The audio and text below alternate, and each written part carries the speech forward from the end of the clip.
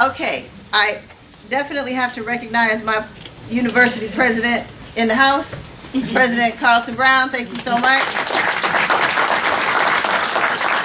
Graduate of University of Massachusetts Amherst as well. Is Professor Olatidoye still here? There was a he had to leave. Okay. Quick announcement before we get to the discussion. Cynthia Hewitt, please stand and wave.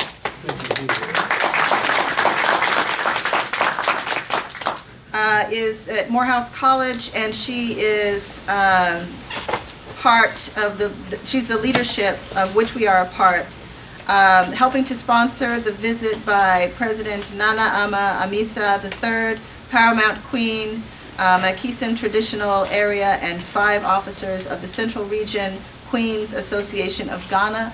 Part of what we're going to do in March is to have the Queen Mothers of Ghana here in the AUC, and we're going to have a discussion about homecoming and what it means. The History Department is orchestrating a trip to Ghana. It was supposed to be for summer 2013. We got to get it together, or 2012, but it's going to be for 2013 for those of us who have not yet been to Ghana. So this is, again, tied to the University of Pennsylvania, what's happening, this kind of awakening to the legacy of Du Bois, approaching the 2013 year, which is the 50th anniversary of his passing. And my feeling that I was, you all thanked me for coming to Atlanta. Yeah, right. It's not really difficult to know that it's a blessing to be here. But a sense of a divine order of things. I honestly feel I was placed here for this reason, to bring to bear the people who trained me up, like John Bracey and all of those people, all of my teachers, to do this work. So it is a sheer pleasure for me to be a part of this. So, having said that, the panel has laid down a series of questions and points to ponder, and I'm sure that there are many within the larger body. So let's start with the larger body. Where do we go from here?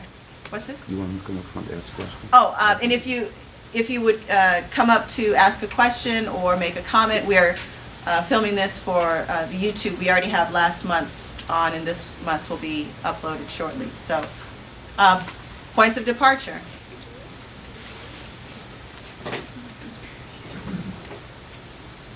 And you can make your way up if you have questions, so we're not. Good afternoon. Good afternoon. My question is for just the panel in general. Can you introduce yourself? I'm sorry, I'm Regina M. Bradley. I'm an ABD at Florida State University in the Department of English. I was wondering if you could talk a little bit about Du Bois in terms of the new media that's seeming to perpetuate this idea of scholar activism. As of recent, on Twitter, there was a huge debacle about an unfortunate circumstance with Too Short, and a lot of the scholars and activists were on Twitter. We're having like a Twitter, well, basically it was a ban and a petition to get people fired from XXL and everything like that. So my question is, in terms of consciousness and new media, how do you think, how do we situate Du Bois within that type of discourse and conversation? Du Bois, as I mentioned, being a scholar activist, I think he used different mediums to agitate and raise questions. Being an editor for the Crisis and writing several articles in a Crisis, some of them you wouldn't put in the context of what we call today scholarly, but really popular. And so I think Du Bois worked on a lot of fronts, and I think those of us who follow in that tradition, I use Facebook a lot. I post popular articles on Facebook. Sometimes I just might raise a question in what do you call it? The young people help me with this. When you talk about how you feeling for today? The status, yeah. See, they know. My son has to help me with this. The same son that Dr. Mills helped. But so I might post a question in there, or I use it to publicize events. Because I'm old school, I'm used to creating a flyer, passing it out. I'm so old school, we used to mimeograph flyers. That's how I developed my muscles, from mimeographing the flyers back in the old days. But you know, when I work with students on programs, I said we're just gonna post it on Facebook. I said, what the hell, you know? But I use that medium too, even though I think we should combine them, because I think one of the things that's being lost in activism is personal contact, relationships. I could get more people out to a program based, you know, Moja knows me and we have a relationship, then they're liable to come. Just like, you know, Stephanie got some of us out based on relationship, right? You know, unless y'all getting paid, I'm not getting paid. You know what I mean? So we came based on relationship. That's very important. So I think we still should use that medium and the technology we have, but we can't lose the old stuff, the Ella Baker stuff, right? We need to still make contact with people and develop those relationships to organize. Let me just add, I'm not a big internet person, but for the panel, I did go on the internet, and there's a wonderful Du Bois projects.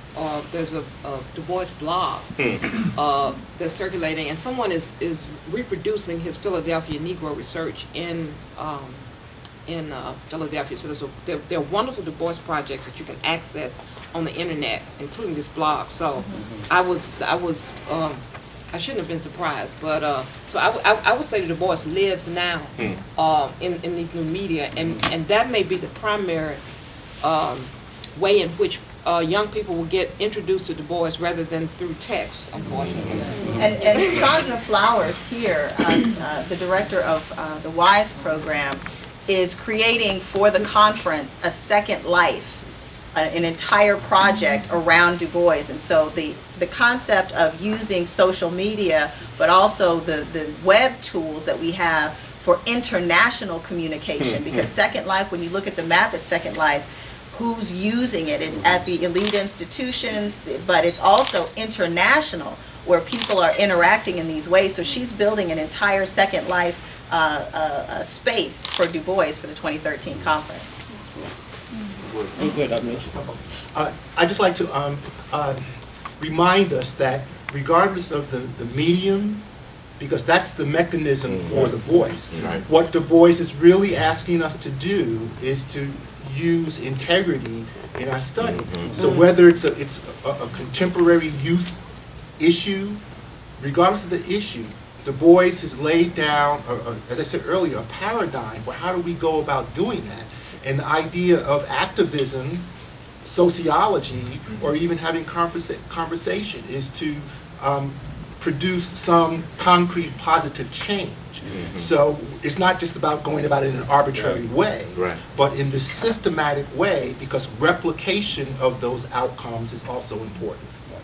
Yeah, and that dovetails exactly what I was going to mention. You know, when Du Bois, one of the greatest gifts Du Bois gave to the NAACP was the crisis.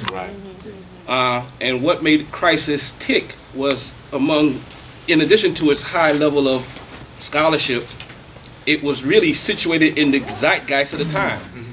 The magazine spoke to the realities that were flourishing in all corners of the black experience at the time, and he did it in such an eloquent way that it was digestible in a popular way. I think, to answer the sister's question, I believe that the answer to that question lies in the hands of this generation. All right. What I recall Manning Marable doing with the Malcolm X project before we even talked about the book, the project which resulted in a website. Right. Was, I think, if I recall correctly, I wish Densu was here because he was a part of this, but he reached out to a younger generation, that 1990s generation who had just rediscovered Malcolm, as William Sales said, and he used that energy and their interest in Malcolm to help construct this website. And you're right, Dr. Mills, the website becomes the vehicle, to introduce to a whole new generation this new story about Malcolm. I think that what has to happen in regards to Du Bois is the young people in this room and those who you are in contact with, I think it's your responsibility, your generation's responsibility, to help us use that medium to help to translate Du Bois in a way that's digestible to a whole new generation. That's easier said than done, right? But that I think is the work that has to be done. Just one other thing, I don't know, many of you might know Abdul Kalamat, who's a scholar activist. Yeah. He's proposed, like many of us, to have our students post things on Wikipedia. And I've taken that idea, and I might have students, a lot of times we have students write reflection papers and stuff, they're thrown away at the end of the semester. But I've had them find things where there are contradictions or it's not enough information on Wikipedia. And then I have to review them, of course, and then we'll post them on there. And that's another way, because I tell students you can have impact, because a kid in China might be interested in Du Bois or whatever. I had All African People's Revolutionary Party, some of them people my generation remember that organization. It wasn't enough on that organization. We had posted something on Wikipedia that a student did some research on. So. Wait, go ahead. First of all, Dr. Evans, I'd like to commend you for doing this. It was only 3 weeks ago, reading about the challenges of Clark Atlanta University, that I was saying it's time that we rehabilitate Du Bois at this institution. I wanted to make that point and to commend you for the panel and the panelists. I'm not going to make a speech. I do have a question. Oh, you're introduce yourself? Oh, I'm sorry. Herschel Challenor, former dean of the former School of International Affairs and Development at Clark Atlanta University. I was intrigued that all of you've raised the critical issues of our time: gender, culture, economic status and stratification, and then the necessity of being systematic about our research. And I wondered, well, before I ask the question, I've got to commend my Spelman sister for her remarks, and really relate this to CAU. I don't know if those of you who are students here are reading Professor Daniel Black's works, but Josie is the woman in virtually every one of Danny Black's novels. And this is relatively contemporary.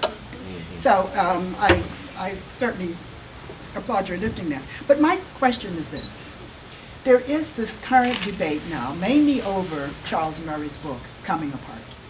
And it seems to me that one of the interesting things about this is as whites become more economically deprived, they become more like black folks.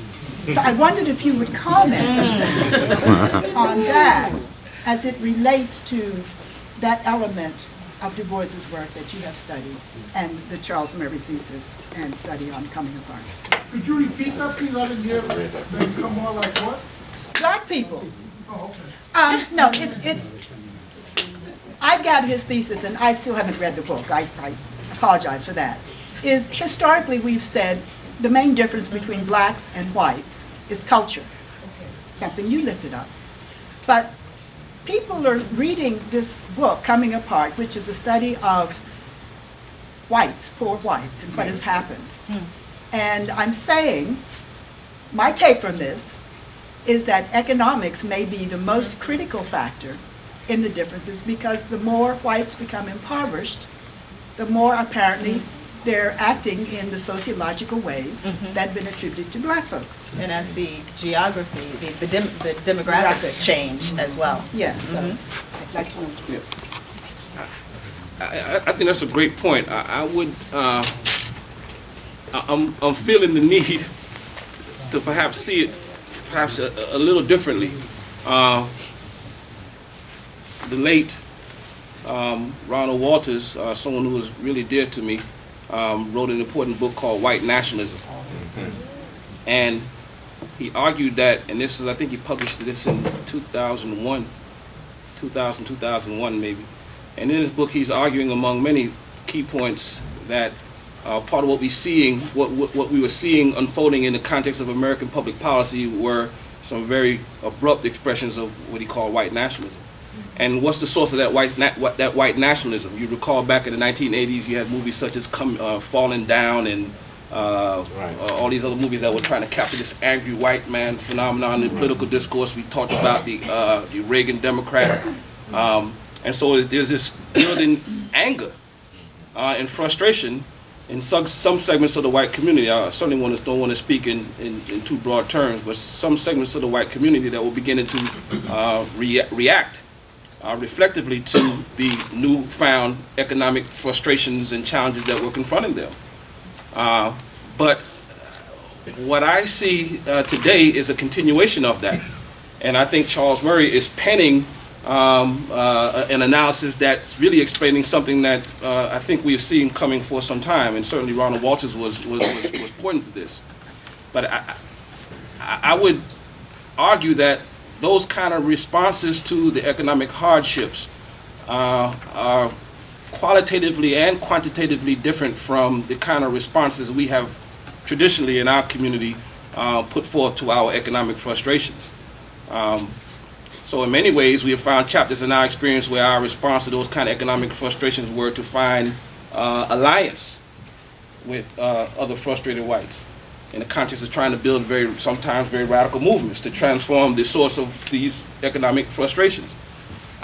If President Obama's experiences tell us anything, perhaps it may be that that's not where this current level of frustration is headed, towards some kind of alliance with other economically distressed black folk. Perhaps it's getting more closer to the movie Falling Down, where Michael Douglas gets his gun and shoots up black folk all in the hood, right? It's Southern California, right? They're all Clint Eastwood. Clint Eastwood, right? So I'm not sure if, although the patterns may be similar, I'm not sure if they're converging at the same point. I know I didn't say much about Du Bois, so I really apologize. Just one issue related to that in Du Bois. I'm remembering, I think Secretary Robinson talks about this in Black Marxism, that when Du Bois's Black Reconstruction came out, that there was some critique on it from the Communist Party, because the book really doesn't show the potential necessary in that period for Reconstruction for black and white proletarian solidarity. That Du Bois seems to be articulating that black people themselves kind of represent in a Marxian sense of proletariat, if you will, as a potentially revolutionary or a class that's going to drive social change. And that was a critique on the part. So from a Du Boisian perspective, he might have questions about that. Even when there are some cultural, I would think more than economics, maybe technology amongst a certain sector of white people. For instance, I know that like 45% of whites voted for Obama in 2008. Now, I don't think it's going to happen in 2012. But the only demographic I think he won amongst white folks, though, were young white people. And so white people, a lot of them listen to hip hop, and might identify to some degree with, black issues. But I think the interest, because I think just because a white kid might listen to Jay-Z, I think you still have economic and political interests that people perceive. And I think historically with white supremacy, there's a threshold where they won't cross as a mass. And we haven't reached that yet historically. Maybe we will one day. But so I haven't read the book, but I would be kind of skeptical given my life experience and then what I read historically, that it's going to be something that's lasting. Okay, Chris. I have a different. And can you all speak up to make sure we... Oh, okay. I have a slightly different perception. I have not read the book. I've heard the concept, and what my immediate thought process was okay, it's problematic. I'm trying to phrase this correctly because so many people that are important to me are sitting here. And I need for them to continue to not see me deviate. I too took Dr. Henderson, although it didn't end as well as it did for you. She told me I wasn't ready, and I insisted I was ready, but I wasn't ready. But I still took some of those historical methods to get that master's. What it's problematic for me, and now I think that my voice is raising, is that when you say act like black folks, or the vernacular of the book, and I tell this to my class, or my class is bounced, is that what you are doing, what you are putting into the language, and language, as Du Bois constantly emphasized, language is important. Code is important. You are equating criminalization and the behavior of the low income or the poverty-stricken or the disenfranchised with black. And you are taking that and you are now saying, when you say white people act black, you don't mean that they can do an operatic solo like Marian Anderson. You don't mean that they can decode some DNA like the Hart dude. What you are saying is that they are behaving in criminally insane, negligent, subterranean, sub-economically developed, sub-housed behavior that is inherent and intrinsic to the African American community. Now, you can put it in the sociological terms of residual of slavery and oppression and racism. As the philosopher Jay-Z said, I got 99 problems and cultural development ain't one of them. So you got, That's certainly revisionist. I am at Georgia State. I am running with the Blue Panthers now, so I'm using my own code.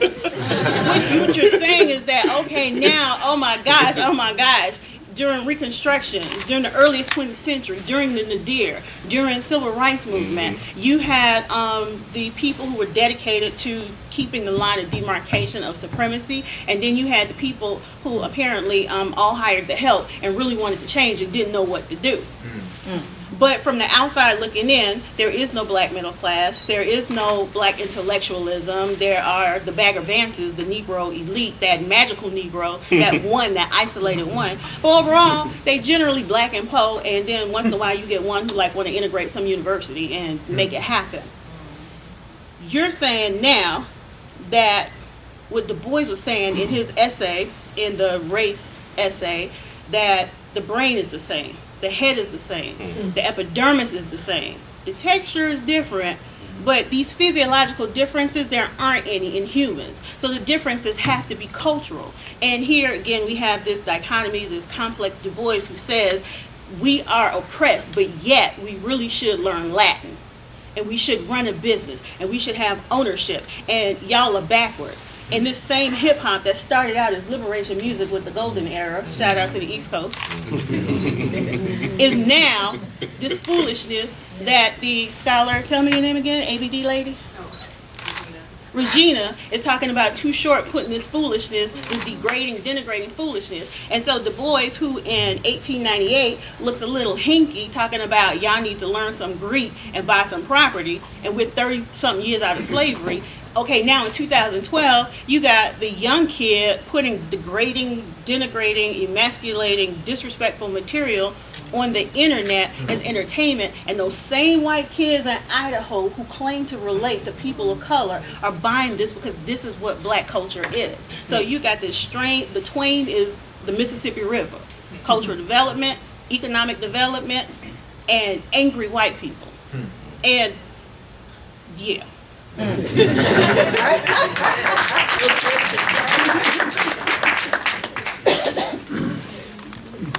Good afternoon. Good afternoon. My name is Alfred Wally. I am an ABD in the Humanities Division of Clark Atlanta University School of Arts and Sciences. And I am also doing a concentration in African American Studies and history. My concern here is that I came to the United States to study from a Pan-Africanist university organized by the Black Bishops of the United Methodist Church in Zimbabwe, South Africa. And I have been studying in all of the black colleges. That's why I chose to do black studies. But W.B. Du Bois worked very hard in West Africa, in Ghana, with the late Kwame Nkrumah and all those Pan-Africanists inspired until we got the Organization of African Unity. Now is the Union of Africa. And then one thing he did that we should be grateful for is that he reconstructed the curriculum of Africa so that those of us who were doing just British history, economic history, started to do African history. And that's where we started to learn about the empires, etc., etc. Then if we go back, like for example in Sierra Leone, the curriculum, now the students are doing cultural languages in culture and all those things. Well, if we do not take an interest in that, in Pan-Africanist movement and how it worked, everything will be lost. So, do we have something to say about that? Thank you. Yeah, That's his dissertation. Yeah. In that case, go right to the microphone. I'm looking at the clock, so I'm going to keep this short.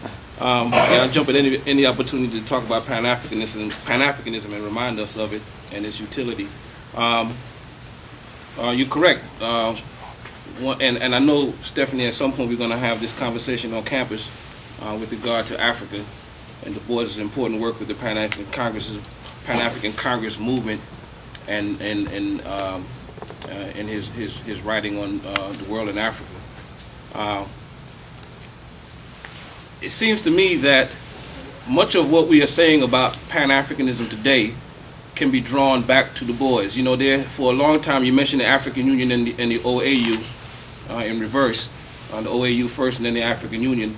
What happened at a particular point in time was that Pan-Africanism shifted from the Congress movements and became defined in the context of the unification of African governments.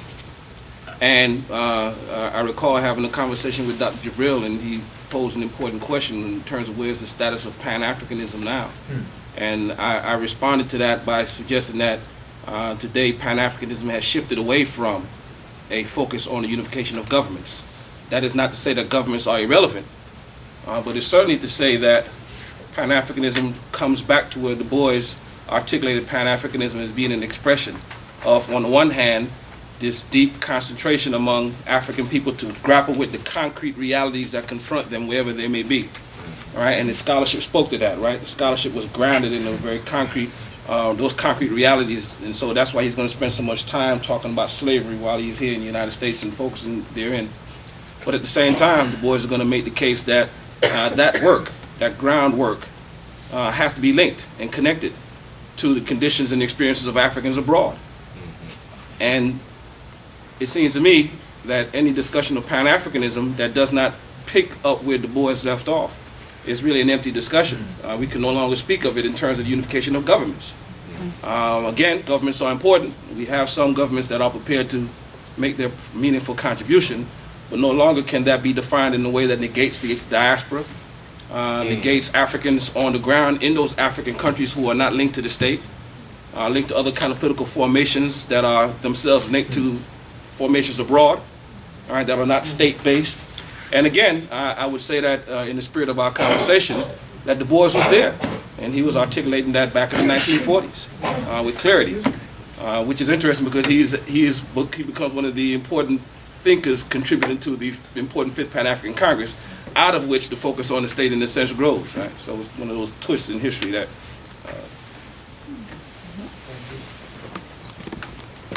Got time for about 2 more questions?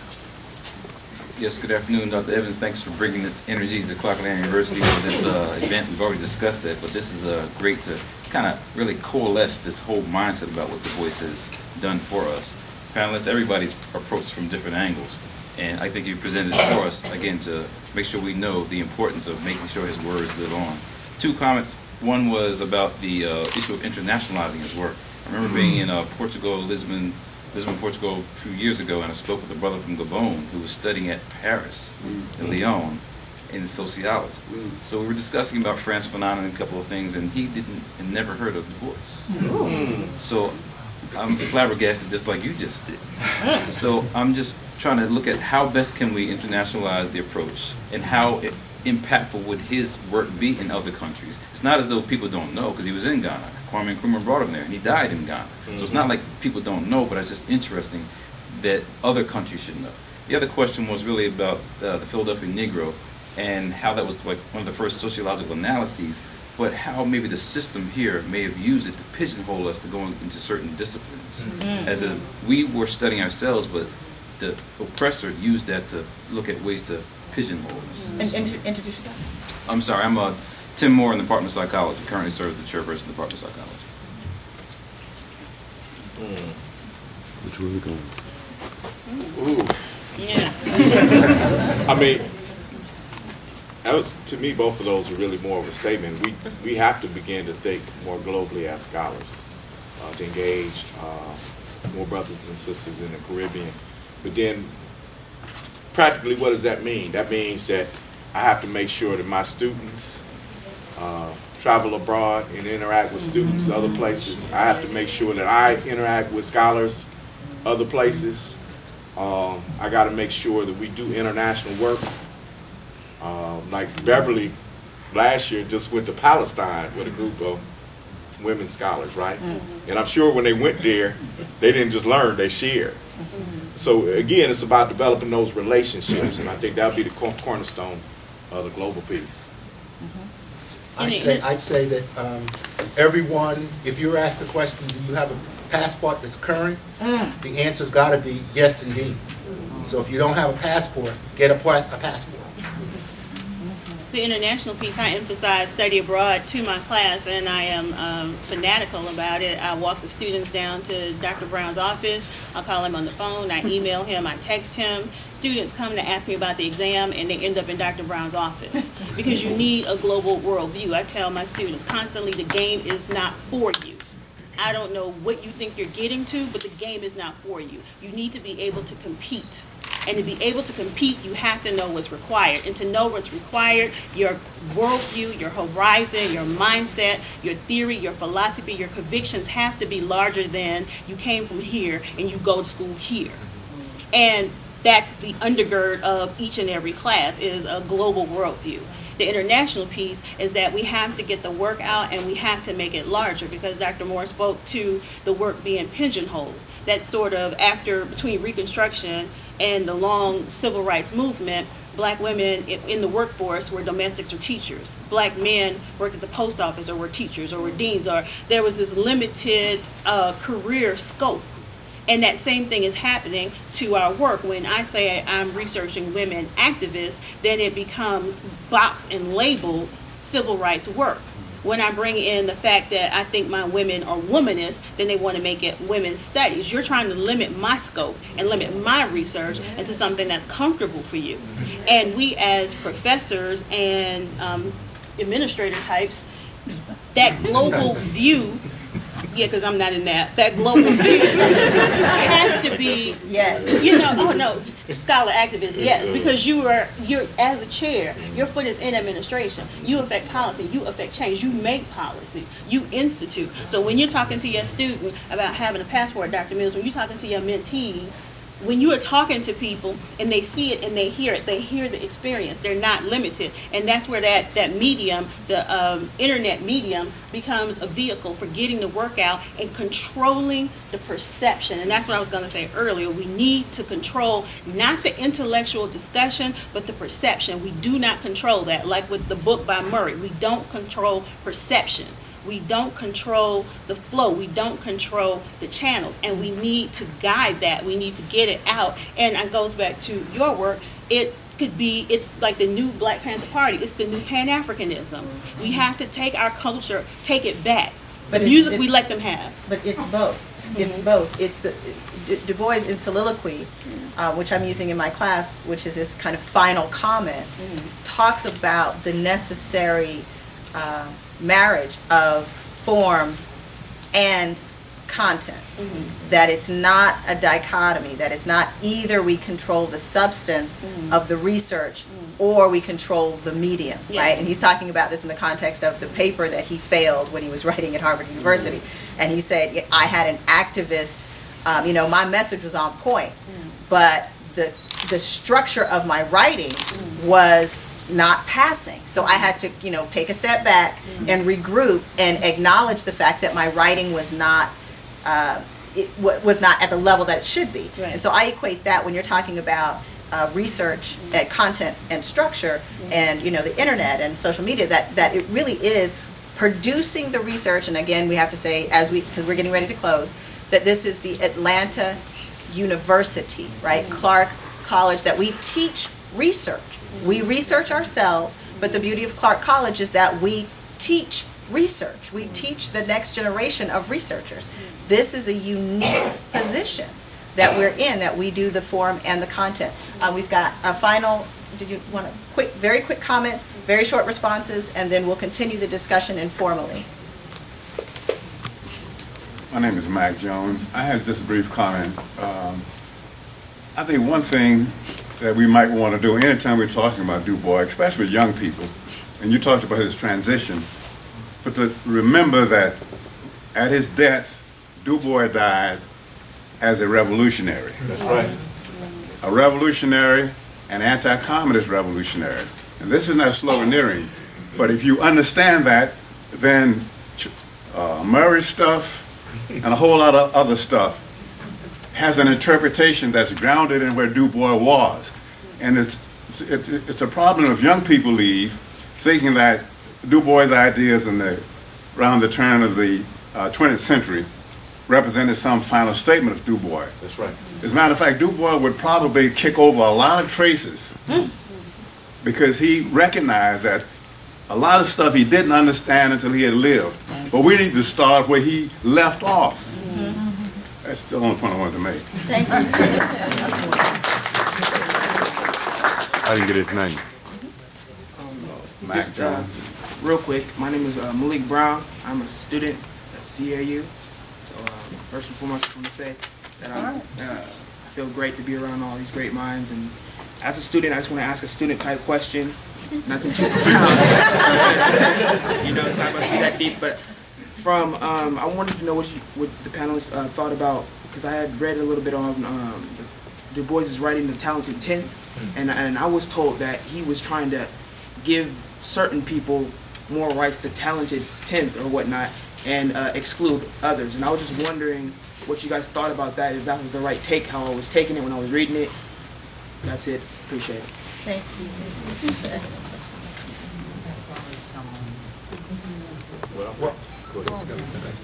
Well, I kind of look at it as not as a privileged position. I think he's calling on, well, number one, I think he wanted a certain type of education to exist that can allow, from his perspective at that time, a leadership group to emerge. And I think he was kind of paralleling that what he saw as a leadership group in white America. Okay, but he wanted that to emerge. But I think his vision of the group didn't just call for them to be privileged; it called for them to exercise responsibility. He talked about ethics. He wanted them to have a certain type of responsibility to the race and to live as servants, and not as a folk who were just going to sit back and be leaders. Right? Exactly. So that's when he talks about the talented tenth. That's what I think he's referring to. Yeah, and I would add, and of course to a certain extent this is speculative, but I don't think that Du Bois' point was that there's a talented 10 and an untalented 90%. Right. That wasn't the point, but that there would be a small proportion of the community that would accept that challenge to be leaders in an ethical, moral way. So I don't think it was this dichotomy of, okay, here are the cool people and the uncool people. It was that only a small proportion of a society is going to take that charge to then, because the expression, it's lonely at the top? Right. Okay? So only a certain proportion, a small proportion, will be willing to bear the responsibility of moving forward. So again, I don't think there's going to be 10% of the population that are talented, and then the other 90% are untalented. I don't read it that way. I really think we are being too kind. And I want to agree with Mac. I think that his views about the talented 10 probably evolved over time, but I think that when Du Bois was talking about the talented 10, when he was talking about the talented 10, he had a very particular class perspective. It came out of his own social location, and that's okay. And I think he evolved. But I think it's okay for us to acknowledge that he did believe. I mean, you see it all through the Philadelphia Negro. He has a very clear class perspective. He thinks that certain categories of black people behave in certain ways, and certain categories of black people who are educated and have a particular class perspective are in this talented 10th category. That would not be unusual in the time that he was writing. I think over time he might have gone back to, all of us write stuff a long time ago and go back and say, ooh. I think that that his class analysis evolved. But I think that when he was writing, that's what really he meant. And I thank you, Beverly, because you mentioned that also in his writing on the black church, he makes this class distinction and identification as well. So perhaps we are being too kind and revisionist. Where's the brother? He's right here. Okay.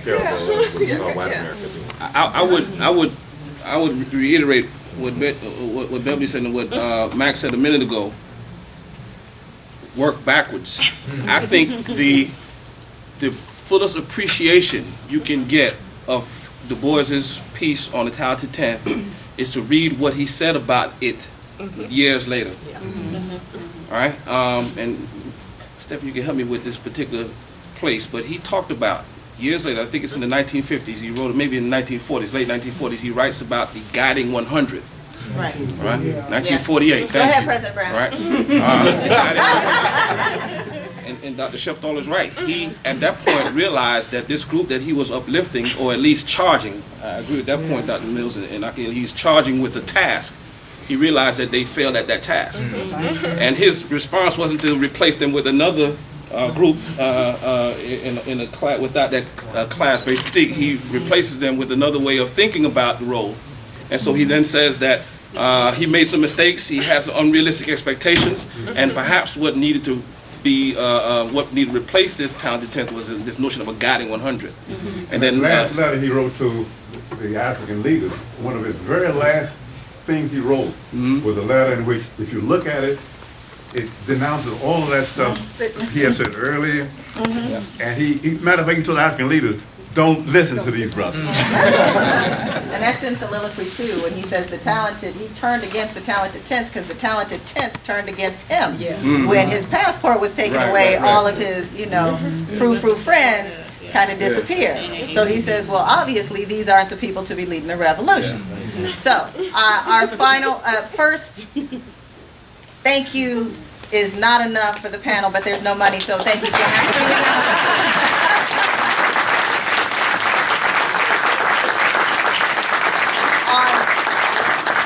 Just think about it, brother, when you get some. Oh yeah, no. And when I say there's no money, not a lot of money yet. I would like to, as our president comes up for a final comment, give a special thank you to Georgia Humanities Council, and which funded all the flyers and the posters and things that we've got throughout this year. I wrote my first grant here. A lot of people are writing papers for publication for tenure or writing grants to say they got grants for their vita. I hadn't written a grant until I got here because I didn't have anything to write a grant for. Not that the research wasn't enough, but this was a compelling case. So I've written a grant to Georgia Humanities Council, which was funded. I've written a grant for $215,000 for the Conference for National Endowment for the Humanities, and but people have indicated, like when I was at University of Pennsylvania, there's a new book coming out by Alden Morris, who is resituating the foundation of sociology here at Atlanta University. When this book comes out, it will be the cornerstone, because he not only tracks Du Bois and his research contributions, but the people who Du Bois trained, who ended up going to University of Pennsylvania and University of Chicago and things like that. And so the scholarship is coming, and I'm asking the people who are on the seminar series sessions and at the conference to write up their research, to write up these comments. Well, we will be publishing these papers, and so it's not about 2013, it's about what happens after. And I'll have the president give his final comments and then close the session. All right, thank you. First of all, let me say to the presenters, I'm just very, very pleased that you've consented to come in spite of the fact that there was no money. But that these have been some very, very powerful sessions, and I've particularly been attentive to watching my own students as they listen to all of this and begin to realize, as all of you did, where you are, this place, and what it really means. And so it is important to us that we go about the business of trying to reclaim a legacy and a history and reposition those realities. And so, as Dr. Evans had said earlier, she believes that she has been placed here, and that is absolutely correct, because I met her 4 years ago as a graduate of a program that I had a little something to do with when I was an undergrad. I was one of the 6 students at UMass Amherst involved in developing the African American Studies Department, one of the 6 undergraduates. And there were 4 graduate students, including Michael Thelwell, Bernard Bell, Esther Terry, and a couple of others. John Bracey came later. One of our early hires was Janetta Cole. So, you know, and there's a tiny clause at the bottom of the final charter papers that talks about the future PhD program. So then, this much later in my life, she may not have even been born at that time. I died out the grave, but Okay, don't let it fool okay. you, don't let it fool you. It comforts me to some extent. But to be here in my first year and meet her and understand, knowing almost intuitively what she's all about, given that I know who taught her and where she learned it, and then to find her on the short list for a position here. Once she arrived, the first order of business was, can we do this year-long study? And there was an automatic answer to that from me. And I'm just enormously pleased to see it underway, because as a student of Du Bois, and I know 1948 was the year that he talked to, and it was a despair lecture. Okay, after all that we have done, you know, maybe we can get 100 people, because some of those who had become educated had moved away from the grander goals and had begun to pursue their own selfish ends economically, etc. And so even though the number of people educated had grown larger, the number of those who understood the leadership mission had actually grown smaller. And so it was a despair notion. And I remember 1948 because that was the year I was born. So I consider his message one directly to me. So I'm very pleased that all of you are here. I'm just enormously pleased that Dr. Evans has chosen to be here and to do this work, and I'm looking forward to the remainder of this year and this series. And as she said, after January 2013, what's next? How do we really recapture this history, reclaim that legacy, and reposition Du Bois where he really ought to be? And how do we now generate a whole new scholarship from the understandings that we created at that point? So thank you all for attending, and I really am pleased that my students are here and witnessing all of this. Thank you.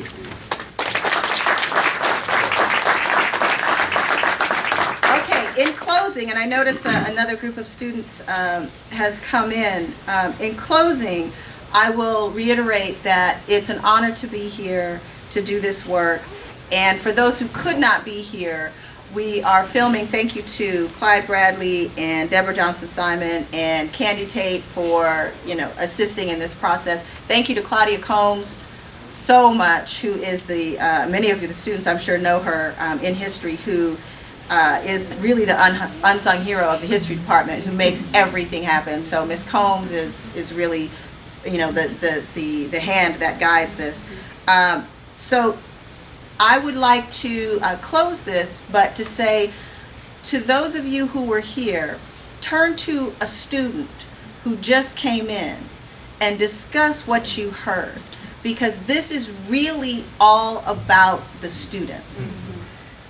And to make sure that we all have an understanding, because again, when I got hired here, my niece said, "Oh, Clark Atlanta, that's the school between Morehouse and Spelman." And I was like, "What? Are you, do you have, oh, we need to tell people." So there is a certain kind of amnesia that's happened with the Clark Atlanta students of not throwing back your shoulders and going, do you know where I go to school? And that's what this is about, because it really is the student's job to take this over, because I'm retiring in a minute. I mean, you know, as far as time goes and how we understand history, right? So to those of you who just came in, please grab the hand, or those of you who have been here, grab the hand of someone, and thank you for the student. What is your name, sir? Who asked the question? Malik Brown. Malik Brown. Thank you, Malik Brown. We will consider you, because you were here for the session, to be a student leader and share the knowledge. So log on to www.cau.edu. The YouTube videos will be up. We've been getting a week. I mean, you guys are amazing. And so this is a national discussion that will continue. Again, thank you. Thank you. And again, happy birthday, Dr. Du Bois. And we will see you next month when the topic is crime and health. And I see Dr. Fennell in the audience and Dr. Taylor, the head of sociology, who has also been instrumental in this.